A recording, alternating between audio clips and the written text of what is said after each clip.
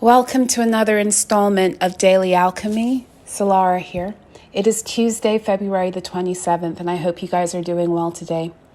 The title for today's installment is Find Your Door. Saturday's full moon in Virgo brought forth a lot more that is needed to be purged as we make our way closer towards the new moon in Pisces and eclipse season. Your sleep may have been disturbed over the past few days, either feeling very tired or very wired. Allow the energies to settle and find their sweet spot. The first full moons of this year are designed to take us forward in our truth quickly, and this past full moon was geared towards us activating our true identity on the earth planes as it is written cosmologically. It is no mistake that the final sign of the zodiac wheel calls us into rest, dreaming, and meditation. Pisces is the sign that allows for us to integrate all the psychic wisdom that the other signs give us access to. It is also the sign through which we reaccess lost keys to our divine contracts by way of its Neptunian associations. Pay a special attention to your dreams, the signs and omens that come into your reality, and where you travel to in meditation. As you purge, you are also on the receiving end. This is why this clearing must occur. Many will be getting back access to lost gifts and guardians through this window of purging. As I have said many times before, many of your powers unlock as you reach and sustain the frequency that they align with. Your frequency is established by way of how you think and feel about yourself. The more your thoughts and feelings align with your divine reality, the more access you have to bring this forth. This is why we must challenge every thought and feeling that causes us to doubt our own truth and power. When we are serious about this, we often find that those thoughts and feelings are projections or programs. You may not yet see materially how much of what you're doing is shifting your reality, but hang tight because it's coming as you stand your ground. We have been doing work to balance all planes with our cosmological truth. This means we had to disable and disarm spiritual lies, spells, and work done to discount us etherically. We then had to completely overhaul our mental and emotional bodies, confronting and denying all thoughts, feelings, patterns, and beliefs that fed our own destruction and that we had been programmed to believe were us. The final plane that requires movement is the physical one. And while it is the hardest plane on which to effect change, its shifting is inevitable once we do the work spiritually, mentally, and emotionally. This is because the physical plane serves only as a mirror of what is actually going on etherically, mentally, and emotionally. As above, so below, right? It's not as below, so above, although the false matrix system had us living and existing as if it was. We live in a hall of mirrors. This is what the physical plane is, illusion. It feels so real because it's material, and we were taught that what is visible holds more weight and validity than that which is invisible. However, all things begin invisibly, and therefore the material is always just an extension and expression of what was once invisible. When we get this, really get it, we begin to realize that all changes that we desire to be actualized must first be done so invisibly. Its spiritual root must be dealt with, and then the thoughts and feelings that correspond with the old reality must be confronted and changed. This is why Yeshua taught us to pray and say in the Lord's Prayer, "Thy kingdom come, thy will be done on earth as it already is in the heavens." Your story is written and edited and blocked in the heavenlies. It is then published for your acceptance and approval, or rejection and disapproval on the earth planes. We are all being asked right now if the draft we are living is in accordance with what we desire.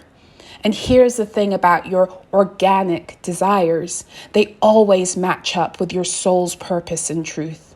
In other words, we tend to long for who we actually are and what is actually written concerning who we are in the heavens. And this is why our souls can never lead us astray. Our minds do, and our minds can tell our hearts to hush up. But the suffering we create for ourselves when we do this comes from the protesting of our souls.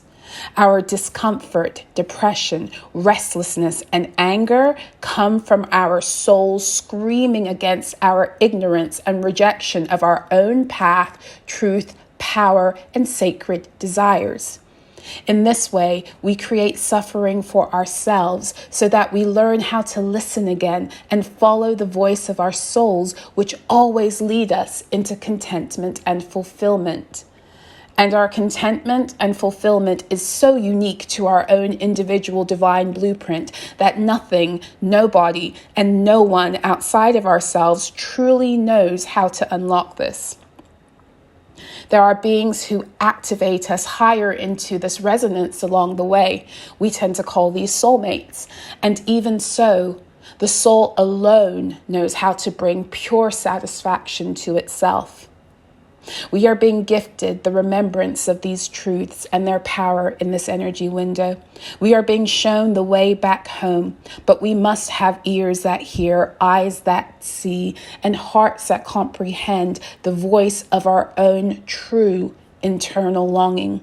We must know how to discern the voice of our soul that connects to our organic desires and timelines versus the louder voices of our residual programming that still threads us into what we have inorganically been taught to chase and manifest. Pisces season is the season of the dreamer. For those of you who know you have this ability to dream walk, it is time to get away from the distractions and guilt programs that would want to take you away or make you believe that your gift doesn't hold weight. I would remind you that everything begins invisibly and all has its start as a dream. Many are being called back into their potency as creators, but we must continue to silence the programs of the false matrix that still seeks to dictate to us its fucked up value system and formulas for our quote-unquote success. This was just a way to limit, manage, and control your creative drive and sacral energies. Divine feminine energy is surging right now. She is coming home to you from her place of voidedness, and we re-access her only by venturing into the darkness of our own souls. We must stop avoiding the purity of who we are as divine beings. And as we do, we will find her waiting for us at a door that is uniquely all our own. This door leads us back home, that place within self where nothing, nobody, and no one can take our peace again without our consent. Find your door. You won't find it following anyone else. This door has always been your way out, and it is found only from within. Find your door and reclaim your story that was written long ago in the stars. Take back true authorship over self. Find your door. Ashe.